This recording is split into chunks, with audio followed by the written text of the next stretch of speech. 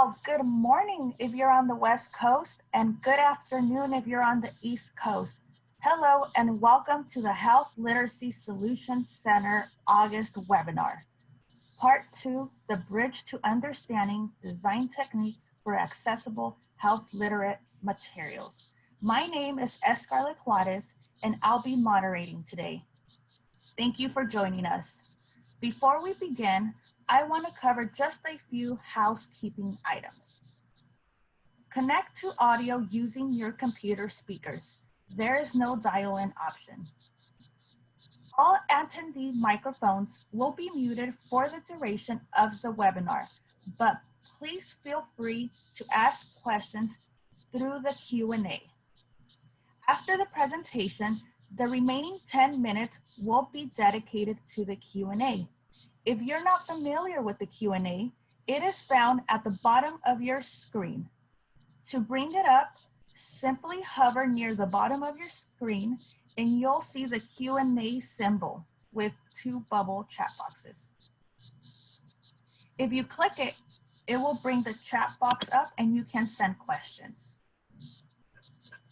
If you are having some technical issues, send an email directly to support@healthliteracysolutions.org, and our technical support team will try to work it out for you. Please note that this webinar will be recorded and will be posted in the Health Literacy Solutions Center website in our archives. So you'll be able to access the webinar and all of our previous webinars on the Health Literacy Solutions Center site.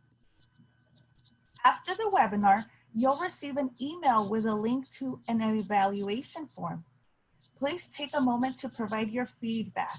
We value it very much. And for those of you who would like to receive CU credits, you must submit a completed evaluation in order to receive your credits. So make sure that you keep an eye out for that email. With that, let's go ahead and get started. It's my pleasure to introduce today's speaker, Callie Ham. Callie Ham recently retired from UCLA, where she was the Community Engagement Librarian at Network of the National Library of Medicine, Pacific Southwest region in LA. For the past 15 years, Callie provided outreach, health literacy education, and helped to build community partnerships in the region to support the outreach program of the National Library of Medicine. To improve access to information for all users, Callie provides training and assistance on electronic accessibility and usability of digital content. Callie helps librarians and health providers imagine, develop, and deliver innovative programming and clear messaging about health and wellness, environmental health, and digital health literacy. Callie Ham, I will now turn over the presentation to you. Thank you very much, Scarlett, for that introduction, and I'm so happy to have all of you here today. It's an important topic, and I hope that you'll find this useful today. So our objectives will be that by the end of this presentation, you'll be able to check and fix errors with the help of accessibility checkers, but you'll also understand the importance of manually reviewing your design and your work so that it is fully accessible. You'll also be able to integrate accessibility right into your workflow, just using these techniques that you'll learn today that we'll be demonstrating. And I've also included additional tools and resources for future reference from Microsoft and Google. And then I'll also be providing tips just where to find these kinds of resources, doing simple searches on the internet. I want to mention that your results may differ. This particular presentation was done using the Microsoft Office 365, and the previous presentation that you saw a month ago, if you attended that, was done with a desktop version of PowerPoint. So the changes are slight, but Office 365 does offer additional features, and just know that If there is a feature that I'm showing today and it looks different on your screen, it usually is just a click or two different, and then you'll be able to find the same functionality within the different version that you're using. In session one, we covered a lot of concepts, and we covered a lot of just the nuances of what makes something accessible, the difference between accessibility and usability. But we're going to build on all of those concepts today and actually show you through demonstration and some dialogue about the following. So using the built-in accessibility checkers, the automated checking that these programs can do, and also the techniques and what you need to be looking for when performing a manual review of your material. We will demonstrate building custom layouts, because often the built-in layouts that are available in PowerPoint aren't adequate. Maybe you're needing a slide with many images, or maybe you need to insert other materials that it just doesn't fit well with the templates that are available through the layouts through the template that you're using. Using background images are another way. On your slide, you can create a background image that will reduce the use of a logo that you might want to appear on every slide. I've seen many slide presentations where a logo is inserted as an image, and then that slide is just copied over and over again. So then that image becomes an element that is repeated over and over again. Now, a person using a screen reader, if that image had alt text, they would be listening to that every time it appeared on a slide. So it becomes a usability issue. So we'll be looking at how you can use an image as a background on your slides, and then it reduces that additional repetitiveness. And finally, we'll be showing closed captioning. PowerPoint does offer this, and Google Slides does as well. You'll be able to see the difference between the two because they are different, and then you will be able to decide what's best for your audience. And before we actually get into the demonstration, it's important to know why we need to use both a manual review and also the automated checkers. So if you think of a structured document or PowerPoint presentation, there are certain things that automated systems can find, such as if you have a box that is supposed to have something in it, like an alt text description. If nothing is there, then the automated checker can find that. It can flag that the alt text is missing. There is also some artificial intelligence now, or the machine learning, I guess, that now Microsoft Office or Office 365 will be able to flag file names that show up in the alt text. So I'll demonstrate that. So it's getting a little smarter and can find things that in the past you would have to do manually. It will also find things like a missing title or duplicate titles. And that's important because for someone who's using a screen reader, they're relying on the text and the title to determine what the content is on that particular slide. So if there are duplicate titles, then the person may not know if it's just an accidental duplicate of the entire slide, or if there is really something different. So it's a usability issue, and it's important that every title have a unique slide that's descriptive of what will be on that slide. We'll look at unclear hyperlinks and actually how to use the hyperlink box, the tool to create good hyperlinks. And then it will also pick up things like extra spaces. Now, there may be times on your slide when you need to create some white space that and have it throughout the slide for better readability. And the problem with that is if you're using the return key to enter to create your spaces, then the screen reader, depending on which screen reader is being used, it may pick up that those are paragraphs, new paragraphs every time you hit an enter, or a new sentence, but then it's blank. And so that also becomes a usability issue. So I will show a technique for adding the extra space, but doing it with formatting rather than with hitting the enter key and adding in essence, another element that the screen reader might interpret in a way you don't intend. So doing manual checking in addition to the automated checking is really important. It will find things and you need a human eye to do this. So if there's text on a slide, it needs to also appear in the outline view in order for the screen reader to find it. And I'll show how to do that and then what happens if text is not there, such as if it's included in a text box. We'll be looking at the proper reading order. It's very important to know that when you're creating PowerPoint slides, everything is put into that slide in a particular order. And then if it's done correctly, when the screen reader is reading it back, or when someone is accessing this by tabbing through the content, it will be in the order you intend.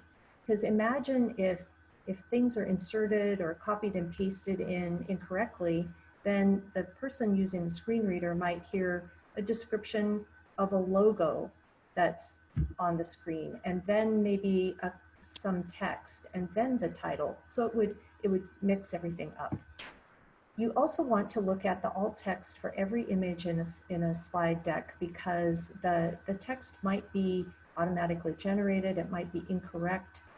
There are other things that you need to do your manual checks. So how do we'll start with the automated accessibility checker. And how do we find that?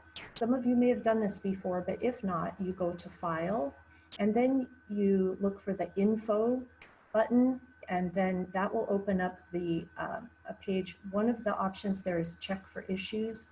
When you click on that, you have 3 options, and then it is Check Accessibility. So I'm going to now go to the actual PowerPoint presentation, and I'm going to try to make this as obvious as possible to you so that you'll be able to do this later on your own. When we are looking at the accessibility checker, we click on File, Info, Check for Issues, Check Accessibility. And now I've actually done my first accessibility check on the PowerPoint presentation that we're using for this webinar. So it tells me over on the right-hand side, I have my accessibility panel, and I have 6 missing alternative text errors. I have some warnings for checking the reading order. And then I have something, this is relatively new. This is with Office 365. These intelligent services. And when I mouse over it, it says, intelligent services save you time by analyzing your information and providing suggestions. I help you design and author more accessible content.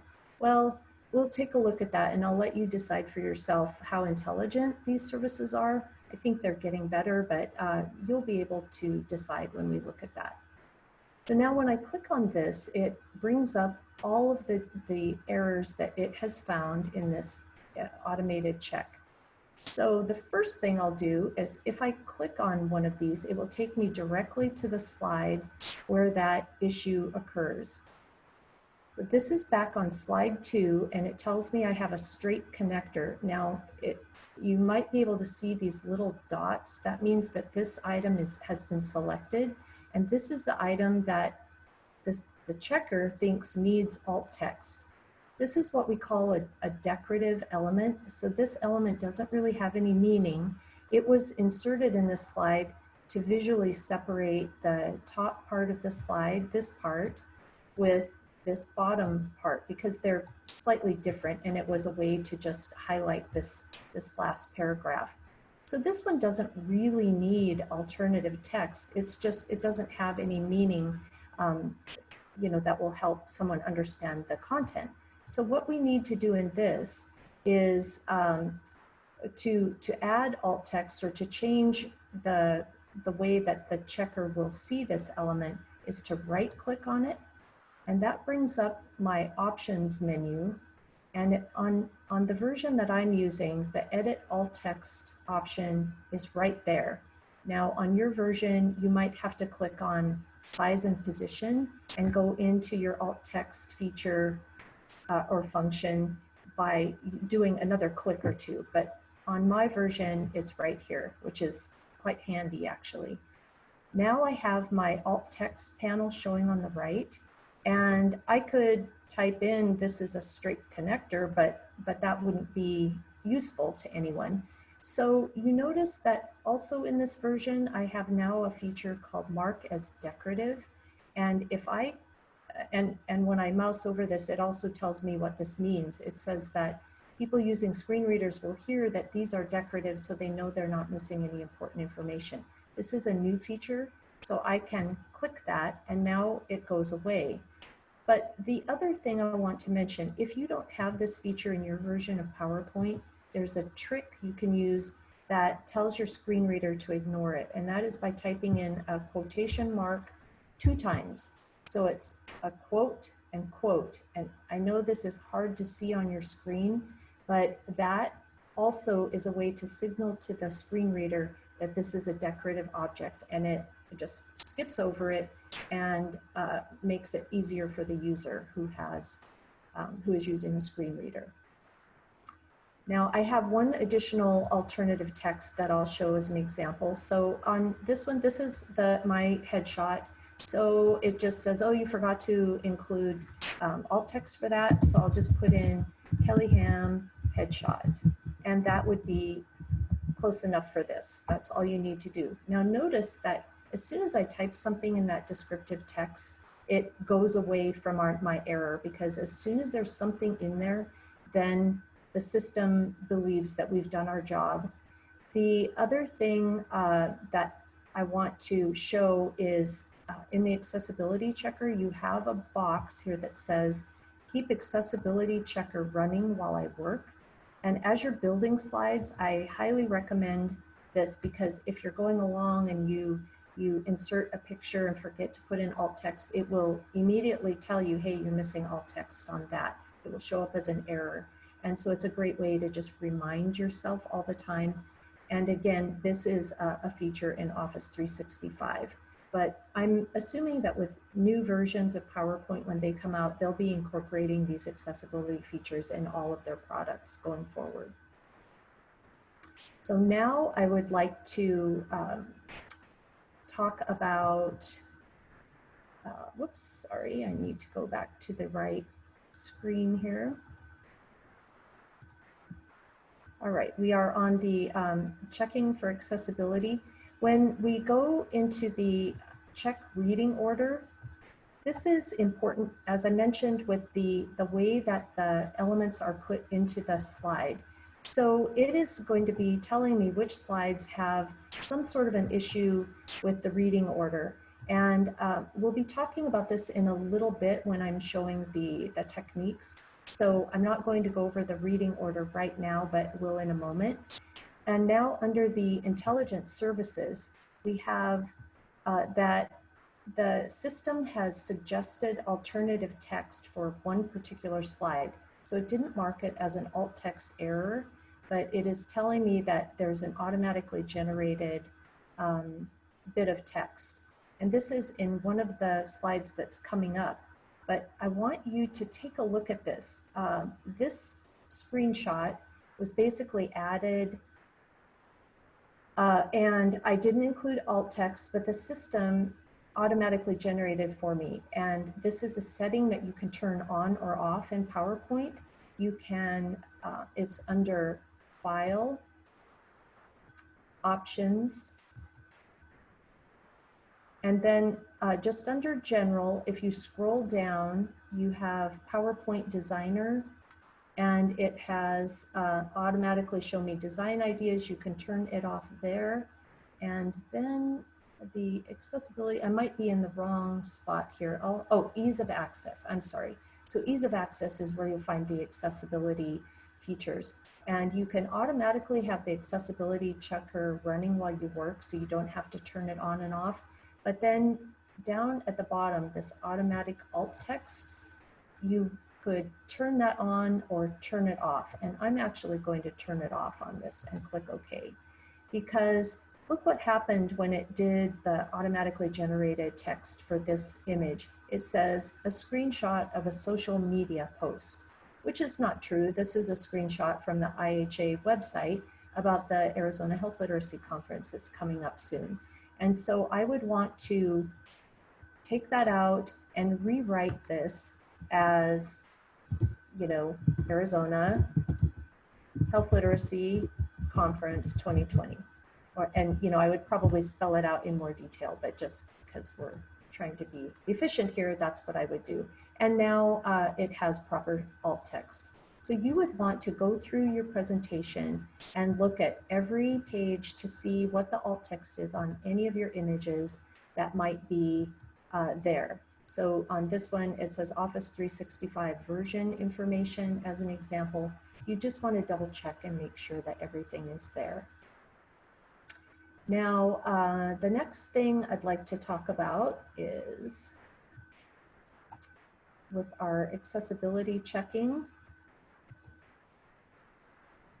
is as we are doing the manual checking, in addition to the automatic checking, as I just mentioned, we want to do the manual check for a variety of things, but I'm going to tell you about the 3 things. Any text on the slide needs to show up in the outline view. I already just mentioned the accuracy of alt text for all of the images, and then we'll look at the reading order of the slides. So what do I mean by having the text on any slide needing to show an outline view? Right now, on the left-hand side of my screen, we have the normal view that shows the thumbnails of each of the slides. So it's a very easy way that you can scroll through your presentation and kind of get a sense for the entire thing.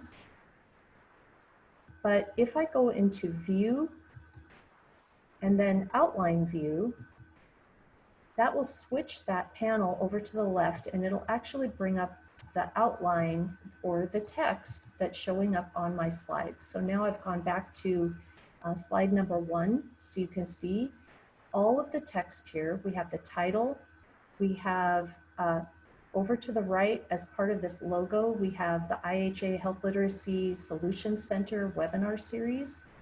We have my name and title, and then the welcome message. So everything that's showing on this slide is also in the outline view. And you'll notice over and over and over again, if you do accessibility checks on PowerPoints, either that you find, you know, from conferences or even ones that you've created, there will be missing text that shows up on your slide but does not show up in the outline view. And it must be in the outline view in order for the screen reader to read it.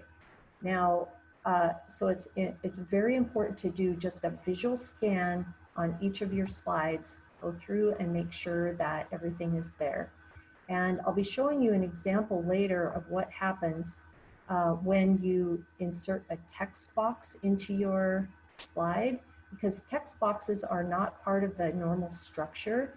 If I am looking at the normal structure of a slide, there are these content boxes that you can use to put in text or pictures or tables or whatever. And all of those things help to create the structure for your PowerPoint.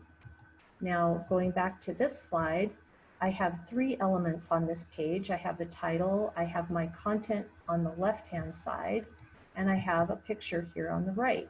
So I have 3 elements, and everything that's showing on this slide in text also shows up in my outline. So I'm good there. Now I want to show you how to check the reading order, because that's where people get into trouble. It's not obvious, but it's so important. So going back to my home tab, which is where I would be typically if I was just creating slides, I would, you know, if this were a new slide, I would look at my layouts. I would decide which layout was appropriate. The one that's highlighted right now is this 2-column content, so I can put in text or pictures or whatever I want, plus a title. So this is a very simple and basic layout.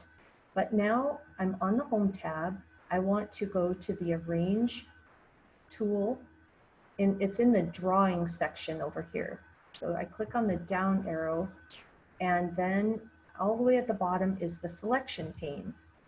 So when I click on selection pane, it brings up another panel to the right, and this is telling me the 3 different elements that are on my page, and it's also telling me the order in which they have been put on this slide. So the title is here on the bottom, and that's correct. It may seem counterintuitive, but the way that PowerPoint works, when you put in an element and the title should always be first, it goes in first and then the other elements are layered on top of it. So if that helps you visualize what's happening with PowerPoint, the title is always going to be first or on the bottom, and then the other things are layered on top. And that's why it shows at the bottom here. Now, when I click on the second item, I have the content placeholder is showing up second, and the picture is the third. And this is exactly the way I would want it. Sometimes though, you will have things, let's say that I wanted to manipulate this slide and I wanted this over here and I want this on this side. I want to just mix things up a little bit. But let's say I still want the text to be read second. So again, I haven't changed the order in which they are going to be read to the screen reader. I have my title, I have my content, and then I have my picture. This is just a visual switch.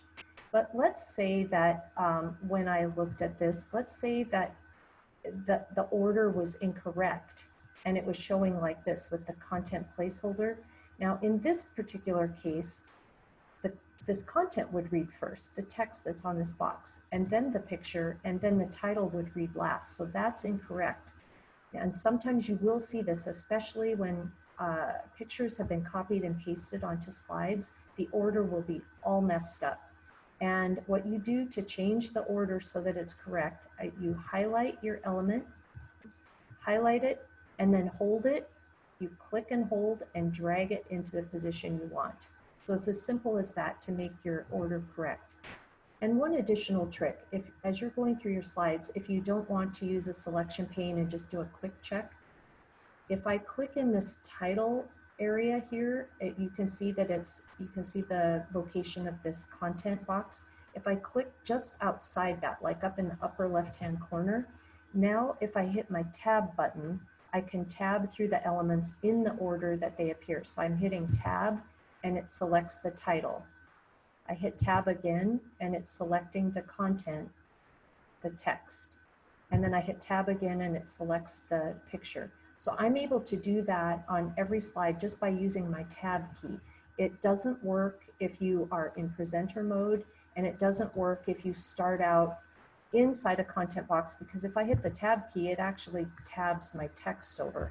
So you have to be outside of the content boxes in order for the tab to work. Now, one other example, if I were to change the order and have the title in the second position, now watch what happens when I hit my tab.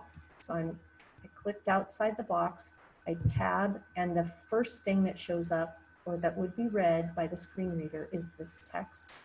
I tab again, and it's showing the title, and tab again and showing the picture.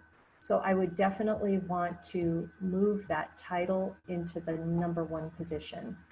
And now this slide is correct again. That is, I know it's a little bit complex, but you would want to do that for every slide and just make sure that they're all in the right order. Now this slide, I'm just including this for those of you who want to download the slide for having later on.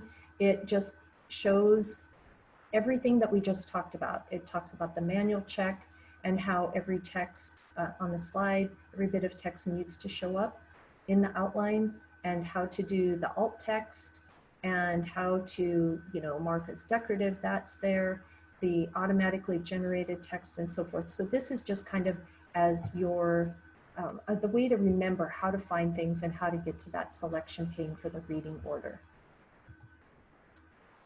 Now, earlier I talked about reducing repetitive images, that we were going to cover this. There are times when you might need something to appear on every slide, but you don't want it to be read out loud. So what I did with this slide presentation, I used the template that was provided to me, and I opened up just a blank slide. It had the image that you see in the upper right-hand corner, this little graphic up here, and it had let me go back to not this slide, but this slide. You notice the footer here, the Health Literacy Solutions Center webinar series. So that was on every page. And, but what I wanted to do was to be able to create that as part of the background rather than to have it as an element that would be read out loud. So I created two images. One was a blank screen just with the image, and the other one included the footer, because there may be times when you want no footer. And on this slide, I have an image here that kind of takes up a lot of space. So if I had that footer here, it would kind of interfere and be in the background and not look as good. So the way that you do that is you have the screenshot, you save it into a folder, and then now I'm going to right click on this slide. I want to format my background, and it pulls up the format background options, and we have three options. We have fill, we have effects, and we have picture. So under the fill, I choose picture or texture fill, and then I find it on my computer. So I'm going to insert, I navigate to the file folder where the pictures are, and I want to find the proper folder. And then I have created two backgrounds. I have a background simple, and I have the background with the footer. So let's say I'm going to include the one with the footer, and now I'm going to insert that. And then I would want to resize my picture so that it fits. But now I have a background just for this particular slide. You can also apply it to all of the slides if you want, but that way I don't have this element showing up on every single slide unless I want it there. And the other thing is that this will also reduce your file size. For every additional element that you have, it makes the file larger and also just more complicated. So I hope that's helpful.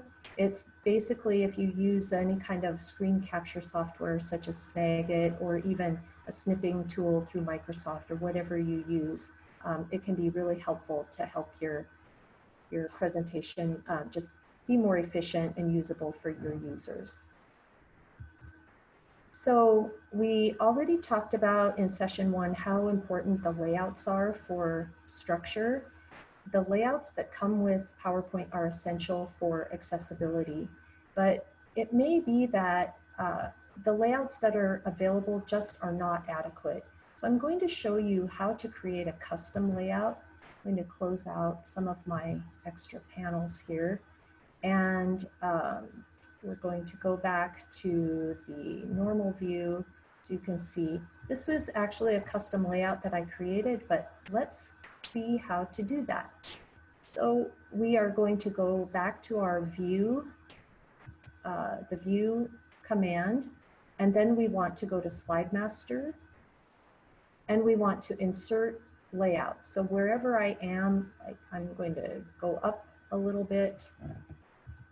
I'll just click here, I'll say insert layout, and now I want to insert placeholders. You notice there is always going to be a title. That's by default, because every slide needs to have a title.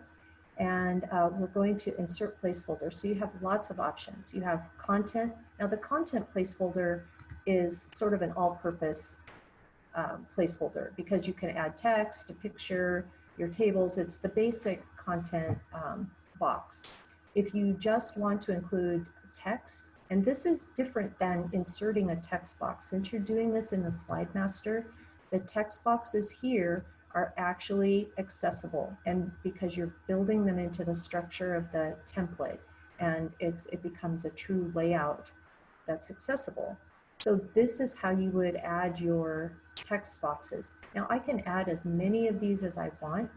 And if I have now clicked on the format, but I want to go back to the slide master and insert more placeholders. So let's say I want this text and I want 4 pictures. And so I have included this picture. Now the thing is, I either need to go back and insert that every time, or I can just use a copy and paste here because I'm basically just copying the structure. So I have selected the picture. I'm going to hit Control C, which copies it. Now I'm going to hit Control V 4 times. Control V, Control V, Control V, Control V. So now I have 5 of these picture content boxes that I can move and put anywhere I want on this slide. And then later, I'll be able to manipulate them even more. You basically have full control over these content boxes. But let's say that now I'm satisfied with my new layout, and I go back to Slide Master.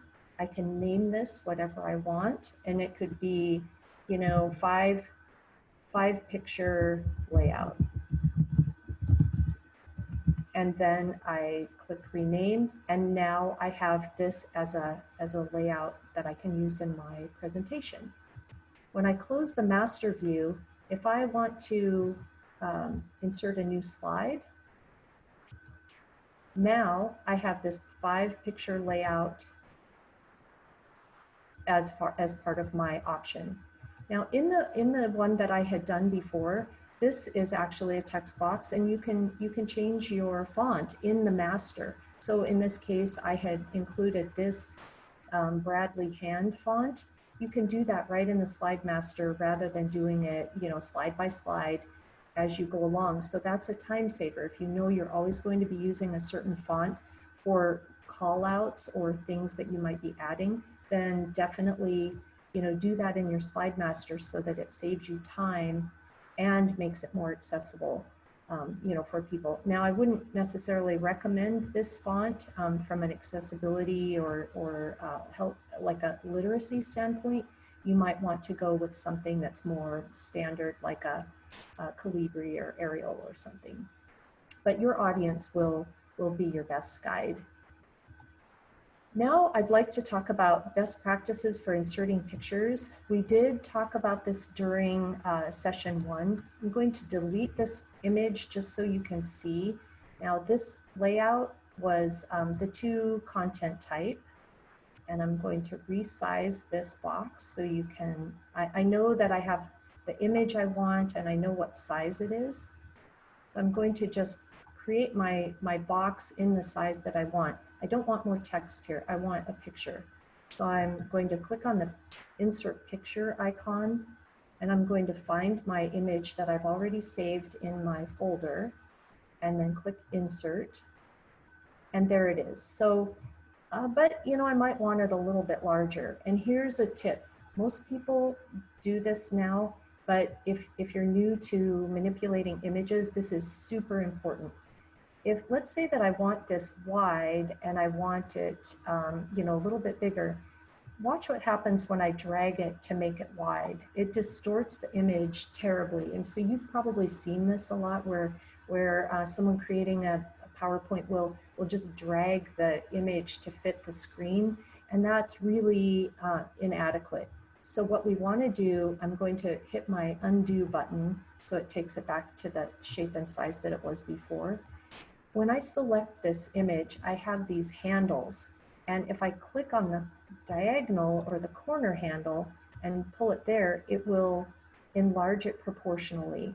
So that's a tip just to make your images look great all the time. You never want to drag it one side or the other. You always want to drag diagonally for proportionality. And again, then I would be able to right click on this. Oops, it's not allowing me to right click, and take a look at the alt text. There's no alt text added with this, so I would put in the AZ Health Literacy Conference. And I'll just say Health Literacy 2020. So now it has the alt text, and we're good to go. So now let's talk about hyperlinks. This particular example, this YouTube video, if I were listening to this with a screen reader you know, I might be able to get some clues with the alt text on this, because the alt text is pretty good, but then we have this YouTube URL. It's better if you create a meaningful hyperlink, and here's how you do it. So I highlight the URL, I right click, and then this may say edit hyperlink on your version. On mine it says edit link. I click on that and it brings up my options box. So you have a box at the top that says text to display, and here's where you would type in whatever text you wanted. Now I'm actually going to cancel this out, because what I want is the text that's already on my page here. And then I'm going to do it again. So find ways to save yourself time whenever you can. So if you can copy in text from somewhere rather than typing it, you're probably going to be more accurate too. So this is going to be kind of a long description, but in the address field, I do have the actual URL, and then I click OK. And now it tells exactly what that is. So at a glance, a person can see where this link goes. When they mouse over it, it would show that it goes to YouTube. And I also want to say, I created this text box outside of the regular structure. This was the way that I did it. I'm going to move this off to the side so I can demonstrate. Here was my actual content box. So I should have been putting my URL in here rather than drawing a text box. So what I did to create this hyperlink, I went, and this is not what you should do, I'm just showing this as an example. If you insert text box and drag it onto your screen and type in text here, watch what happens. I'm going to switch back over to my outline view now, so you can see what happens when I type something in. So right now I'm on the screen that says meaningful hyperlinks. You notice that there's nothing else there except for the title. The text boxes that we just created are not there. Let me type this again. Actually, I'm gonna have to go back here. Somehow my links got discarded when I did that. So I'm back on the meaningful hyperlink slide now, and you notice that this is not showing up over here in the outline. It's because it's in a text box that I added by hitting insert text box, and I typed it in. So I'm going to cut that out of that box. So I'm just clicking Control X. I highlighted it. I click Control X, and I'm going to delete that box. And now I'm going to use my actual content box that was part of my layout and paste it in the content box. And now it has appeared in my outline. So that's the way that you would fix a text box. If you're on a slide and you've inserted text boxes, or someone else has, and you're fixing it, you can go up into the layout and you can actually apply a layout to an existing slide. What I sometimes do is create a blank slide, and then I'll rebuild the slide if it's messy. It just makes it easier. But now I can know that this is going to be read by a screen reader. Okay, moving on, we have a few more minutes, and I want to show you just very simply in Word. To find the accessibility checker in Word, it's the same exact process. You click on File, Info, check accessibility, and then you'll have access to the accessibility checkers. The key thing, you can build structure into your document by using the built-in headings, subheadings, paragraph text. All of the built-in features within Word will make your document more accessible. You want to avoid formatting text. Like some people will create a title and they'll make it a certain font color and a certain size and a certain type of font, and then they'll use bolding or italicization or whatever to create the structure of their document. But all of that is invisible to screen readers, so you really need to use the built-in structure for making a document accessible. So now I want to show, I'm going to go back to presenter mode. I'm going to slideshow, and here I have a couple of options. I have always use subtitles and I have subtitle settings. So PowerPoint does have subtitles. You'll be able to see what that looks like in a minute. There are several languages that are available. I am not fluent in any of these other languages, so even though I tried it in Spanish, it could recognize my voice and did a pretty good job. So that's something, if you are fluent in these other languages, do try them out. If you have an accent, it may or may not pick up all of the words. So it's an imperfect science, but it's getting better all the time. So I'm going to click on the always use subtitles, and now I'm actually going to start my presentation, and you should be able to start seeing the captions show up on the bottom of the screen. There are some options for the size of the text, but you'll notice if I happen to pause just for a moment, it will assume that that was the end of a sentence. And I tend to pause a lot. I'm trying not to say ums and ahs, so I tend to pause. And then it thinks that it's the end of a sentence. So that may or may not be an issue for you or for your users. It works best with a microphone. So right now I just have the earbuds that came with my phone. It's a pretty good microphone, so it works great with this system. You can, as I say, customize it a little bit. Now, Google Slides also has closed captions. I need to stop sharing my screen right now and go to Google so that you can see the difference when I'm using Google. So give me 1 second while I share my other screen.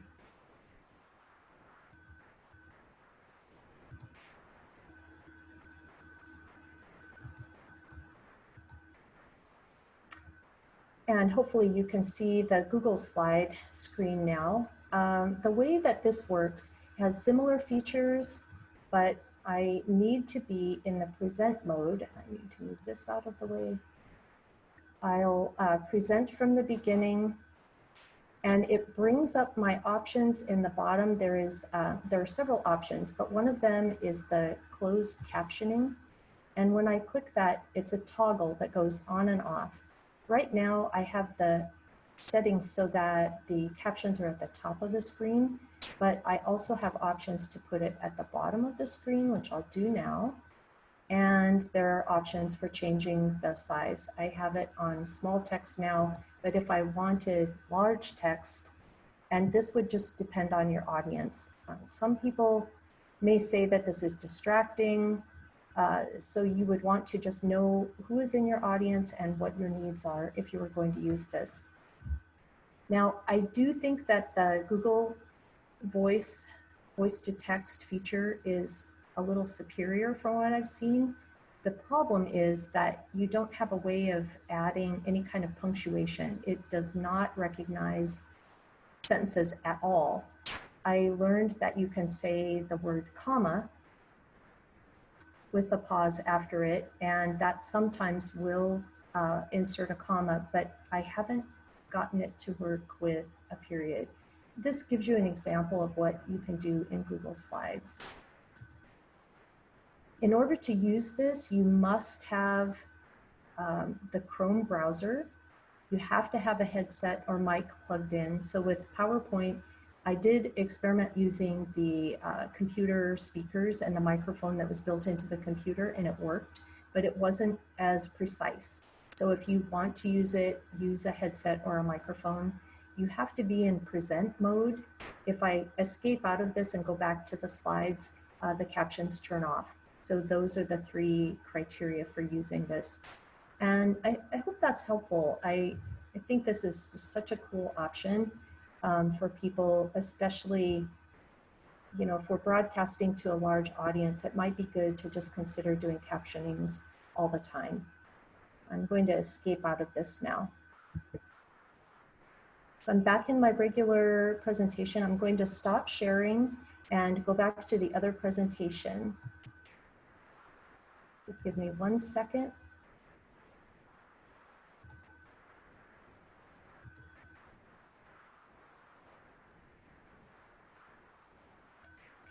Did that work? Looks like it did not work. Hold on.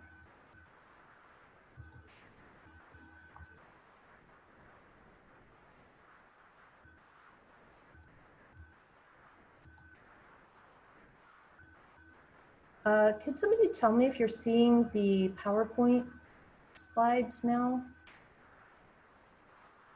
Holly, I don't see the PowerPoint slides. Okay, I'm having trouble re-sharing my screen. Let me try one more time.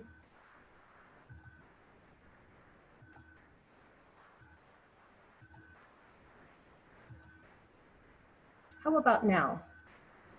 Yes, I could see them. Very good, thank you. Okay, so now I just have, just to point out that there will be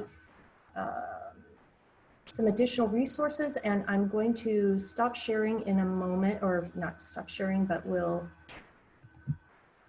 go back to the presentation here. These resources will help you understand more about how Microsoft and Google are working to improve accessibility.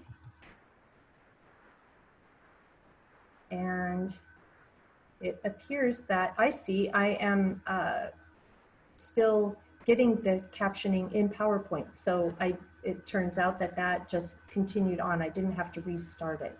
And then there are also resources from session 1. So at this point, if we could switch gears, I'm ready to take your questions. And then right at the top of the hour, Scarlett will be able to tell you more about how to claim your CE and do the evaluation and so forth. So, all right.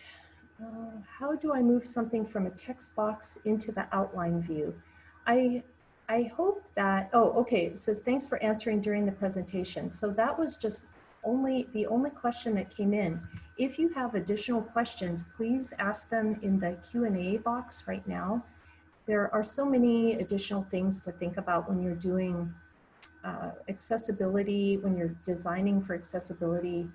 The main thing would be to just be thinking about it from the moment you start designing your slides. Don't create your whole slide set and then go back and remediate. You definitely want to do this as part of your workflow. It saves you so much time in the long run. Now, a question came in. Do you find that subtitles only work from the 365 web platform, or do you get them to work from a desktop? And I actually can't answer that question for you because after retiring, I no longer have access to my desktop version. So I will try to find the answer for that and provide it on the Health Literacy Solutions website, because that's a great question. Let's see. Can you give us tips on how best to do alt text content? Thanks for that question. That's a really important one. I covered it in a little more detail in session 1. The main thing is that you want to create a description that's not really detailed, but it needs to be enough so that the people who need to know what the image is, they can tell what the image is and also what the meaning is. So if it is an image that's used as a metaphor, then you want to explain what it is. So it might be, one example I had was a presentation that was on copyright and how murky the copyright law is. And the image that was used was the Golden Gate Bridge kind of shrouded in fog on one end. And it was a metaphor to show how murky the road to understanding can be. So the alt text for that would actually explain that it was the Golden Gate Bridge shrouded in fog, depicting how murky copyright law is. So I hope that's helpful. You want to give enough of a description so that someone who can't see the image would have the same concept as somebody who could see it. There are some resources for learning how to write alt text, and I will post those. There are just lots of good examples, and I'll definitely post those for you, which will probably be in the next day or two. Now, tips for describing graphs and charts in alt text. If the graphs and charts are done correctly, and that's a whole other ball game, you might be able to, gather the information from the graphs and charts, and it would be readable. So that's the first thing. Insert them properly, and tables are the same way. They could be readable without having to do the alt text. But I will see if I can find additional tips for describing, if the information is readable from the graph or chart, then the additional alt text would just be adding whatever the equivalent information would be, so that someone would gather all of that, all of the same information. So one question, you mentioned previously that many of the features will carry over to PDF, but not all. Is there a similar checker within any version of Adobe? And yes, there is a very powerful accessibility checker in Adobe, but you have to be using Acrobat Pro. It's not available in the Reader. So that is another very big topic. Adobe has gotten much, much better about creating tips for making accessible documents. And that would be, I believe it's on the resources page, but if it's not, I'll make sure that you have access to those resources as well. Another question, we have content within our master slides, canned introduction prompts we use for every presentation, but it does not show in the outline.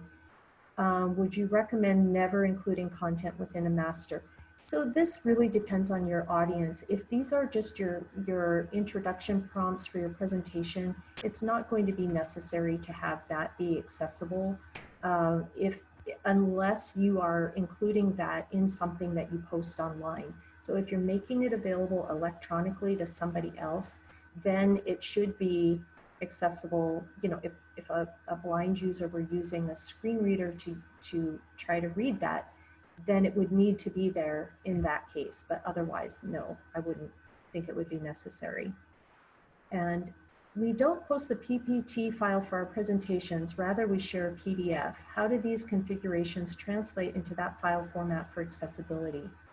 If you put in alt text and you have the proper structure and build it correctly, most of those will transfer over, but there are additional things that have to be done to the PDF for accessibility. So you would need to make sure it has a title. You need to check your language. There are additional things that if there are decorative images, it may not translate. So there again, you would need to look at the documentation from Adobe to see how to make your PDFs as accessible as possible. They're really problematic. Many of them are difficult to read. If they're image files, then they're going to be almost totally inaccessible. So if you're using a resource such as Canva, which is a great desktop publishing thing for making great flyers and brochures, those are all saved as PDF files that are image only, so no text whatsoever, completely inaccessible to users who use screen readers. How can we test the actual screen reader to see how the content sounds? Many programs have a read out loud feature, so check. This would be something, just do a Google search for whatever program you're using and go into the accessibility features and test it out and see how it reads. You can also use a free, well, it's an open source screen reader called NVDA that you can download, but there's a big learning curve, so I don't know if that's going to be as useful for you. So I have one more question, and then we're right at the top of the hour. If we convert a PowerPoint or other document to PDF after formatting, it's basically the same question. So it will carry over to an extent, but you still would need to do a full check in the PDF file to make sure that it would be fully accessible. And that's a whole other topic that is pretty complex. And so I hope this is all useful to you. I'm going to go to the next slide now. I think I'm going to go to the next slide, and I'm going to turn it back over to Escarleth. And thank you all for coming. I really appreciate your interest in this topic and hope you're all doing well. Thank you so much.